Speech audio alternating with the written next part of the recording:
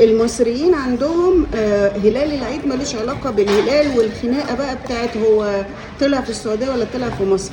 هم عندهم علاقه بمحلات الكشري فتحت ولا ما فتحتش، لانه كانت محلات الكشري بتقفل طول رمضان. اول ما نلاقي بتاع الكشري بيحط حاجته نعرف ان دي الوقفه واحنا هناكل كشري في صباح السعاده والخيرات. كل سنه وانتم طيبين. النهارده تاني يوم العيد، وبعدين احنا كنا متعودين انه العيد الصغير يعني الكشري، بس انا عايزه اصبح عليكم انا وسوسو.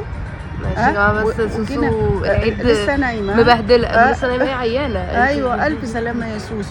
ايه يا سوسو، فين سكان التجمع؟ بصوا يا جماعه التجمع فاضي يا جماعه. سكان مصر كلها، سكان مصر كلها مسافرين. احنا بس اللي قاعدين. احنا بس اللي قاعدين. لا احنا السكان الاصليين يا حبيبتي، السكان الاصليين للتجمع والقاهره هم اللي قاعدين. صح. الناس اللي مش سكان اصليين يا اما بيروحوا بلدهم يا اما بيطلعوا على الساحل والسخنه والجونه والحاجات دي، ولا الساحل يبقى ساقع دلوقتي. ممكن السكان اللي مش اصليين ياخدوني معاهم، مفيش مشكله خالص. انا هروح مع المش اصليين وانتوا الاصليين خليكم قاعدين، مفيش اي مشكله. طيب ممكن تعملي بالاصل بقى وتاكلي كشري؟ يلا بينا. يلا. بس طبعا في فرق بين كشري التجمع جنجاه وكشري ابو مداح بقى بتاع امبابه. لا معلش، ابو طارق بقى مع التجمع ولا كشري ابو مداح بتاع امبابه او شديد بتاع المعادي. فاكره انت شديد اللي كان جنب المدرسه؟ كنت بتروحي تضربي الكيس بعد الكيس وتخرموه كده. ايه ده، انت من الناس دي؟ معلش. بصوا بقى، العيد ما يبقاش عيد بالذات العيد الصغير الا بالكشري. ماشي.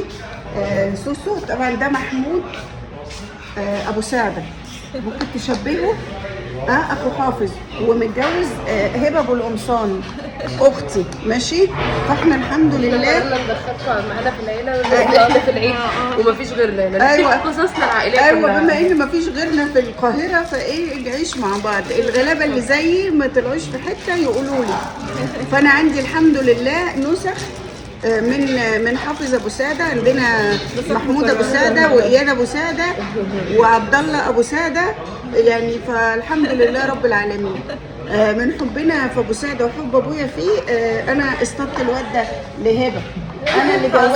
انا اللي جوزت انا اللي قلت له تعالى ياض اجوزك اخت البت القمر دي.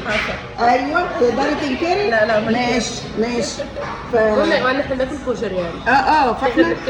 فاحنا بناكل كشري، بس كشري التجمع غير طبعا. يعني بصوا بقى الشياكه والحلاوه والحاجات اللطيفه دي. انت كنت بتاكل كشري فين يا محمود؟ العربيه بتاع التمام فين؟ وانت يا هبه؟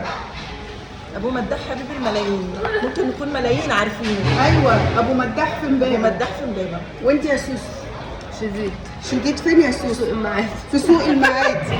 برضه عيال المعادي غير. طبعا احنا كانت العيديه لازم جزء منها يروح على ابو كشري طبعا ده جزء اساسي من طقوس العيد. العيديه ناكل بيها كشري.